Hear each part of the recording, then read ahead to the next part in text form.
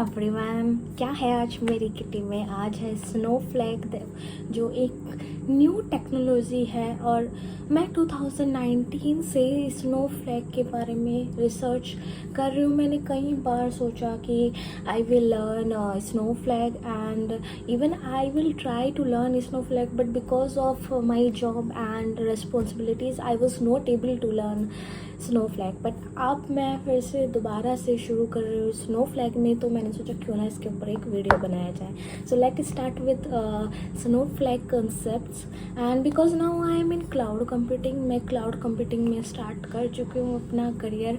सो ये सही टाइम है इस वीडियो के लिए। और इस वीडियो में सारे जो भी कंसेप्ट होंगे वो होगा, पहले बेसिक कंसेप्ट होगा why cloud computing, what is data warehousing, what are the ETL ELT tools which we are using and how we use Snowflake dashboard। आपको साइन अप कैसे करना है, आपको टेबल कैसे क्रिएट करनी है, आपको डाटाबेस कैसे क्रिएट करना है। So I will include everything कि how to create table, how to create databases, how to create schemas. So basic से स्टार्ट करते हैं। फर्स्ट वीडियो थोड़ा छोटा बनाने की कोशिश की है। I have created small video so that we can go step by step. After going to the second step of this video, I will include how we can use Azure in Snowflake and how we, the interesting part is that in Snowflake we are using Azure blobs for the stories। आप Informatica use कर सकते हैं, azure use कर सकते हैं और मतलब numerous of tools आप स्नोफ्लैक में भी ऐसे यूज़ कर सकते हैं जैसे आप बाकी जगह यूज़ करते हैं। अब क्वेश्चन आता है why we need to use the Snowflake, why Snowflake ही क्यों, और क्या बेनिफिट है अगर हम स्नोफ्लैक को यूज़ करते हैं। So question is that ki why we are using Snowflake. So they have started Snowflake in 2012 and they have founded this। and स्नोफ्लैक में क्या है कि आप AWS यूज़ कर सकते हैं, Azure यूज़ कर सकते। It is a kind of partner. दूसरी चीज़ इन्होंने जो की, इन्होंने दोनों चीज़ें रखी है कि आप अपना डाटा डिस्क वाइज, यानी कि हम दो तरीके से डाटा स्टोर करते हैं। एक हमारा डिस्क में स्टोर होता है, विदाउट डिस्क, विदाउट शेयरिंग हमारा डाटा होता है। तो इन्होंने दोनों फैसिलिटीज़ दी है। सो इससे क्या हुआ कि जब आप स्नोफ्लैक यूज़ करते हैं तो आपको एज्योर यूज़ करना है, जैसे कि स्टोरेज के लिए आप एज्योर ब्लॉब भी यूज़ कर सकते हैं। आप डाटाबेस में AWS का रेडशिफ्ट यूज़ कर सकते हैं। सो सारी टेक्नोलॉजी आप इसमें यूज़ कर सकते हैं। यही वजह है कि स्नोफ्लैक इतना पॉपुलर हो रहा है। सो जैसे जैसे हम वीडियो में आगे बढ़ेंगे इसकी और प्रॉपर्टीज़ मैं दिखाती जाऊंगी, क्योंकि मैंने अपना जो यूडेमी का कोर्स लिया है वो मैंने इसमें शो किया है। जितना भी आर्किटेक्चर है, साइन अप है, क्रिएट है, वो सब मैं अपने कोर्स के थ्रू आपको बताती जाऊंगी, जिससे आपको भी हेल्प होगा और आप इजीली समझ पाएंगे कैसा उसका प्लेटफॉर्म है और कैसे हम इसको यूज़ कर रहे हैं।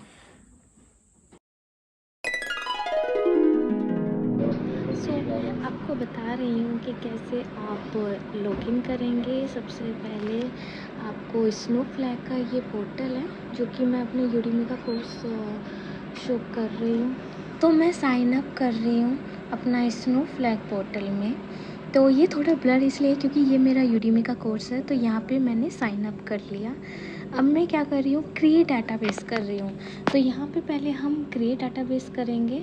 नॉर्मली आप जाके यहाँ पे इसको कॉन्फ़िगर कर सकते हैं, ठीक है। उसके बाद ये हमने पहले क्या किया, स्मॉल डाटा वेयर हाउस को कॉन्फ़िगर कर लिया। अब इसके बाद क्या होगा, हम अपना पहला हमने डाटाबेस क्रिएट कर लिया और जैसे हम SQL में करते हैं वैसे क्रिएट डाटाबेस किया और ये हमारा फर्स्ट अंडरस्कोर डाटाबेस क्रिएट हो गया।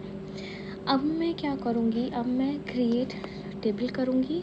बहुत सिंपल है, जैसे हम SQL में करते हैं वैसे ही हम यहाँ पर भी अपना फर्स्ट टेबल को क्रिएट करेंगे। तो यहाँ मैंने अपने इसमें और फर्स्ट डाटाबेस में क्रिएट किया अपनी फर्स्ट टेबल को। यहाँ पर मैं फर्स्ट टेबल जो मैंने किया, क्रिएट टेबल डाला, अपने टेबल का नाम डाला और सारे उसमें कॉलम डाल दिए, जैसे हम नॉर्मल SQL में करते हैं। सबसे इंटरेस्टिंग पार्ट ये है कि आपको इसमें कुछ भी नया नहीं सीखना है, बस आपको पोर्टल को यूज़ करना आना चाहिए, शायद इसीलिए ये इतना पॉपुलर है। तो यहाँ पर मैंने इसको पब्लिक में डाल दिया, इट्स माय चॉइस कि मैं अपना इस टेबल को कहाँ पर स्टोर करना चाहती हूँ। तो ये हमारा एक बहुत ही छोटी सी टेबल क्रिएट हो गई। ठीक है, अब इसको रन कर दीजिए और यहाँ पर इसमें हमारा क्या हुआ, एक नई टेबल क्रिएट हो गई। इसके बाद अब हम इसमें डाटा दें। यहाँ पे अब मैं इसमें क्या करूँगी, डाटा को लोड करूँगी। तो अभी यहाँ पे इसमें फर्स्ट नेम, लास्ट नेम, ये सारे कॉलम अगर आप बॉटम में देखोगे तो वो वहाँ पर क्रिएट हो चुके हैं। तो यहाँ पर ये इसने क्वेरी आईडी, SQL आईडी जैसा हमारा नॉर्मल SQL में होता है वैसे ही दिखाया। अब मैं क्या कर रही हूँ, ये मेरा पाथ है HTTPS, यहाँ से मैं डाटा उठाऊंगी। मैंने यहाँ पे ऑलरेडी एक एक्सटर्नल, आप कह दीजिए कि ये मैं अभी HTTPS से इसे कॉपी करूँगी और यहाँ पर लास्ट में मेरा जितना भी कमांड्स है वो सब भी मैं शो कर दूँगी। मेरे पास लैब सॉल्यूशन है तो वहाँ से भी आपको हेल्प मिल जाएगी, सारी की सारी कमांड मिल जाएगी कैसे। ये मेरा पाथ है, ठीक है, और जहाँ पर मेरा स्टेजिंग डाटा है, स्टेजिंग डाटा भी मैं नेक्स्ट वीडियो में बताऊँ क्या होता है। ये एक रो टाइप डाटा होता है। और फिर मैंने फ्रॉम किया S3, मेरी बकेट है जहाँ पर कि मैंने डाटा स्टोर किया हुआ है।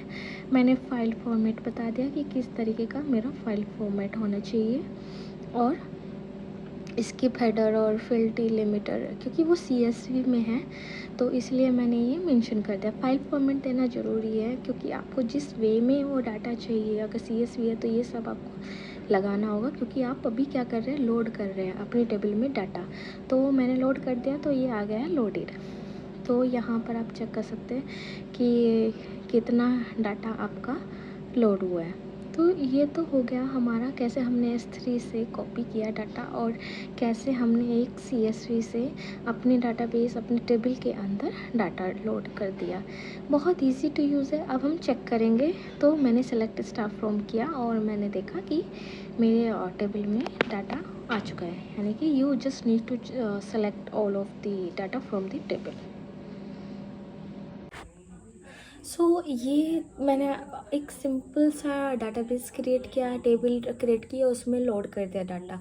नेक्स्ट वीडियो में मैं प्राइसिंग डिटेल बताऊंगी स्नोफ्लैक की। वैसे तो रीज़न टू रीज़न डिपेंड करता है बट फिर भी, और पूरा आर्किटेक्चर स्नोफ्लैक का, क्लाउड कंप्यूटिंग के कंसेप्ट और virtual data warehouse scalability और create a new virtual data ware house.